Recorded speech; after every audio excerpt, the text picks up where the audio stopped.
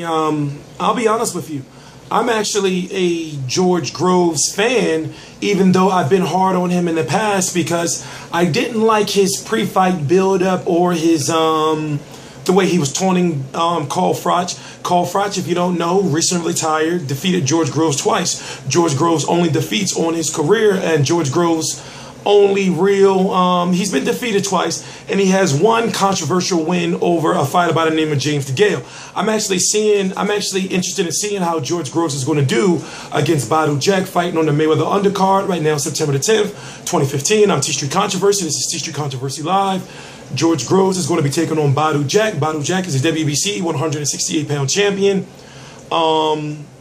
super middleweight. And this is now George Groves' third chance at getting a title shot. And this is his fourth time in fighting a world champion or former world champion, because he fought James DeGale, who's a current world champion. He beat James DeGale. He fought Carl Froch twice. And now he's fighting Badou Jack.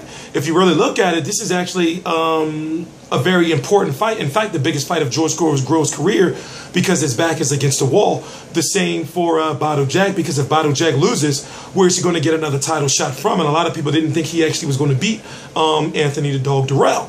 So George Groves, in my opinion, is in a situation where if he was to capture, now this is the green belt. Let's look at the other champions in the 168-pound division. You got Arthur Abraham, who's the WBO, who's in talks to be fighting Bernard Hopkins. You got the WBA Super World, who is Andre Ward. Andre Ward doesn't look like he's going to be fighting at 168 pounds anymore. And then you got James DeGale, who George Groves beat. James DeGale beat Andre Dirrell, the other brother Dirrell, you know, in a decision in which a fight where he looked good starting off, but didn't close the fight out strong. So a rematch between George Groves and James DeGale is a very big fight overseas, because if George Groves defeats Badou Jack and then James DeGale, you know, sits and waits for the George Groves rematch, then you have a super unification as far as worldwide standards are concerned. If you don't know, I'm T Street Controversy. This is T Street Controversy Live with RealCombatMedia.com, and I cover every single major fight live. Who do I have winning? I actually have George Groves winning. I know Badou Jack is the big underdog, but George Groves' only issue is George Groves can knock you the fuck out.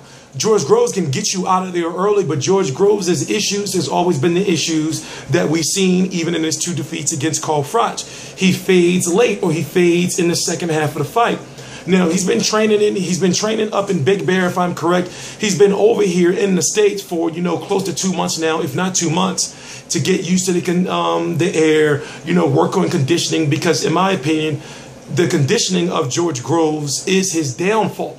You know, it is a fault of his. It is something that he needs to work on in order to be able to, you know, defeat some of these guys. And when I look at, you know, George Groves in the 168-pound division, he can beat a lot of these guys. In my opinion, George Groves can beat a Chavez Jr., in my opinion, even though he would have problems with the pressure. But if George Groves doesn't have the same conditioning problems that he had in the past, he could beat a guy like a Chavez Jr. He could possibly beat a guy like Arthur Abraham, even though Arthur Abraham can probably knock him out.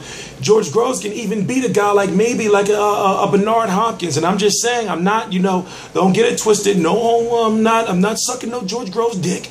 I'm just saying that George Groves has had skills, and even when I covered him, you know, with the gloves are off, and what was that face-off called? No, Behind the Ropes. You know, there was their version of HBO 24/7, and the gloves are off. I remember I covered every single episode of that, and I was saying the same things I'm saying now, is that George Groves is very good. It's just that George Groves has conditioning issues.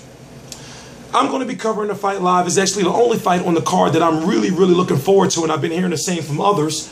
George Groves is not a fighter who should be an unknown. George Groves is an international superstar. There's no better way to put it. I actually feel that this should be the cold feature over the Salido versus Martinez, but since it's, you know, the Mexican versus Puerto Rican, and then it's a Mexican holiday, I can see where they're going with it. I am T Street Controversy. This is T Street Controversy Live at RealCombatMedia.com, and I cover every single major fight live. Please subscribe.